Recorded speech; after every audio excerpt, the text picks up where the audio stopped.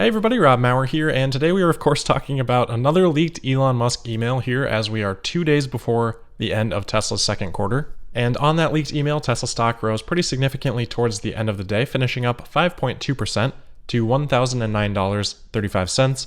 That compared to the Nasdaq up 1.2%. Alright, so for those of you that have not yet seen the email, Electrek reported on this today. Apparently the leaked email was titled, "Down to the Last Few Days," from Musk, and it wrote, quote, "Breaking even is looking super tight, really makes a difference for every car you build and deliver. Please go all out to ensure victory," end quote. So pretty clear email there that seems to offer some confirmation that the speculation around Elon Musk's more cryptic email from last week was about profitability. In that email he wrote, quote, "For many reasons, a great deal of Tesla execution worldwide is packed into the final week of the quarter. It is very important that we go all out through end of June 30th to ensure a good outcome. Wouldn't bring this up if not very important," end quote. So within the last week, 2 emails focused on profitability, and then recently we've also had price discounts on full self-driving and autopilot upgrades for those that had purchased their vehicles and not opted for those at the time, which is a pretty clear profitability lever because almost all of that revenue on those upgrades falls straight to the bottom line. Last quarter, Tesla delivered about 88,500 vehicles and delivered a $16 million GAAP profit on those delivery numbers. In May, I walked through my forecast anticipating about 88,000 deliveries again for Tesla this quarter. As I said last week, I'm still feeling good about a number in that ballpark, but we'll revisit that either tomorrow or Wednesday. But clearly based on the Q1 results, if Tesla is in that ballpark, they should have a good shot at profitability for Q2 as well. As we've talked about a lot, that line between a loss and profit for this quarter is especially important because Tesla's last 3 quarters have been profitable, and the requirements to be eligible for inclusion in the S&P 500 read, quote, "The sum of the most recent 4 consecutive quarters, generally accepted accounting principles, or GAAP earnings, net income excluding discontinued operations, should be positive as should the most recent quarter," end quote. So with the last 3 quarters prior to Q2 being positive in summation, then a profitable Q2 being the most recent quarter, puts that last check mark for eligibility for Tesla for the S&P 500. If the committee does select Tesla, there's still a selection process, though it's widely expected they would be selected, no reason not to. They would be poised to debut in the top 30 most valuable companies in the S&P 500 index. I haven't found a great site that tracks this, but fnol.com does track it. It looks like some of the numbers are slightly off, but Comcast is number 30 with a $178 billion market cap on here. So Tesla's market cap of about $187 billion at close today would slot them in at number 28 on this list. So my first reaction to this email based on Elon Musk's previously leaked emails was that, okay, this is probably locked in for Tesla if Elon is saying this at this point. He knows that this email is pretty likely to get leaked if he's sending it out to all employees. So for him to send that out and raise expectations to the point of profitability and then only miss that expectation wouldn't seem like the best move to make. This email for me also immediately brought to mind the leaks that we had last year, specifically for Q2 of 2019. In that case, about a week before quarter end, Elon Musk sent an email to Tesla employees saying, quote, "Based on current trends, we have a good chance of exceeding the record 90,700 deliveries of Q4 last year and making this the highest deliveries/sales quarter in Tesla history," end quote. Then, a little more than a week later, Tesla announced that their actual deliveries for Q2 of 2019 were about 95,300 vehicles. So they pretty easily cleared that bar. If they delivered 95,000 vehicles, that means they're delivering almost 1,100 vehicles per day over the course of the quarter.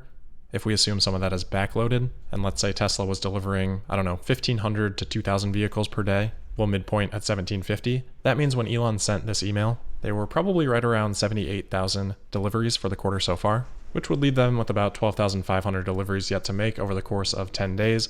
And in its hypothetical example, they would have actually ended up delivering about 17,500.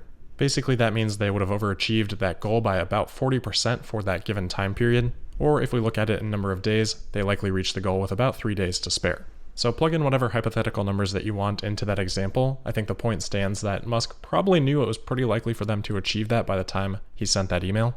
And while forecasting profitability even towards the end of the quarter is a little bit more tricky than forecasting deliveries, the question is, okay, if Elon was sandbagging a little bit back in Q2 of 2019, is that also the case here? Like I said, that was my first thought, but thankfully we actually have quite a few instances of these leaked emails before quarter end. And if we look forward just one quarter for Q3 2019, Musk on September 26th, so maybe 5 or 6 days before quarter close, sent an email saying, quote, "We have a shot at achieving our first 100,000 vehicle delivery quarter, which is an incredibly exciting milestone for our company," end quote. So this was even closer in to the end of the quarter than it was for Q2, but a few days after this email, Tesla reported deliveries of just over 97,000. So clearly in that case, Elon Musk was not sandbagging with his leaked email. So at the end of the day, I do think Tesla will be profitable in Q2. I was already leaning in that direction prior to this email. This makes it more likely, I think. And at minimum, we know it's in the realm of possibilities. That suggests that Tesla probably has, again, high regulatory credit sales this quarter. That'll be in addition to the full self-driving upgrades and the deferred revenue that they can now recognize from the full self-driving feature set for delivering the stop sign and traffic light control features. I expect that deferred revenue to be in the tens of millions of dollars range, and like regulatory credit sales, that'll fall straight to the bottom line as well. So yes, I do think Tesla will be profitable in Q2. I do think they will then be eligible for inclusion in the S&P 500, but perhaps the more important point is what this means for the outlook of Tesla's business longer term. We just went through a quarter of a global pandemic. Tesla is poised to post a profit in that quarter, whether they miss slightly or they post a slight positive profit. Regardless, it's an amazing accomplishment, and they did it with their Fremont factory, their main factory, being closed for more than half the quarter. What happens when Tesla has a full quarter to operate and they basically double production from where they are now? Well, we're probably about to find out in the quarter that starts in a few days, Tesla's Q3, and then in Q4 as well. Sure, the S&P 500 inclusion is important and it'll probably have an impact on the share price, but what is far more important than that is what this demonstrates about the fundamentals of Tesla's business, the margin expansion that is happening on their product line from Gigafactory Shanghai and the introduction of Model Y, and their ability to capture and recognize more revenue and more profit from their autonomous feature set. All of these things, combined with the regulatory credit sales that Tesla is able to capture from other automakers because of their lack of ability to deliver a compelling electric vehicle, are the things that give Tesla even a shot at profitability this quarter, but are the things that also provide an undeniable proof of concept of Tesla's business model and are an indicator of what's coming in Q3 and Q4, and numbers that are just going to be absolutely shocking for some of the analysts covering Tesla. Tesla in Q3 of 2019 posted a profit of about $140 million with regulatory credit sales of around $134 million. That was on deliveries of 97,000 vehicles. So what happens when Tesla's delivering more than 150,000 vehicles in a quarter and is selling more than $300 million of regulatory credits? It doesn't take a degree in accounting or finance to understand that at the run rate that Tesla was at for half a quarter here in Q2, we could be looking at them in the ballpark of printing $500 million in GAAP profit per quarter. This is just super rough math off the top of my head. It's a thought experiment, not a forecast, but if Tesla can do $500 million a quarter or $2 billion annualized in GAAP earnings, that would put Tesla's current price to earnings ratio at 93 times earnings. That might seem high. Amazon today, with less growth and less growth outlook, has a price to earnings ratio of 128x. If Tesla could do a couple billion in GAAP earnings per year at 128x, that would be a market cap of greater than $250 billion. But remember, Tesla is growing faster than Amazon and has a better growth outlook being a smaller company. That market cap, though, would be about 35% higher than today's and would be a stock price around $1,350 per share. Again, that's just super basic napkin math. That's not a forecast. And you have to consider the fact that regulatory credits would be a significant part of that earnings. That's not going to sustain forever. So it wouldn't be unreasonable to discount those regulatory credit sales out of those earnings to some extent.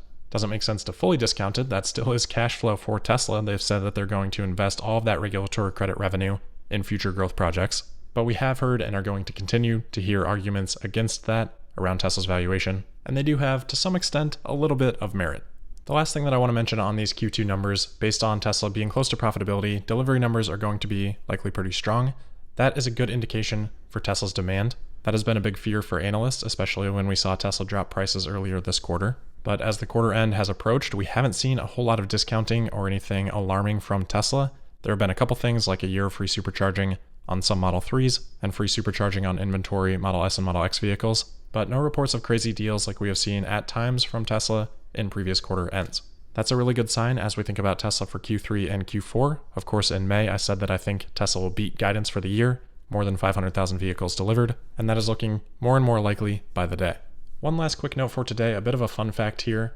June 29th, 2010, 10 years ago today, was Tesla's initial public offering, their first listing for sale on the NASDAQ stock exchange. That IPO price for Tesla per share, $17. Not a bad buy. That's a 59x return in 10 years. So congrats to Tesla on that milestone and all of the progress that they have made over the last decade, and here's to the next 10 years. That'll do it for today, though. As always, thank you for listening. Don't forget to subscribe and sign up for notifications. Make sure you're following me on Twitter at Tesla Podcast, and I'll see you tomorrow for the last day of Q2, the June 30th episode of Tesla Daily. Thank you.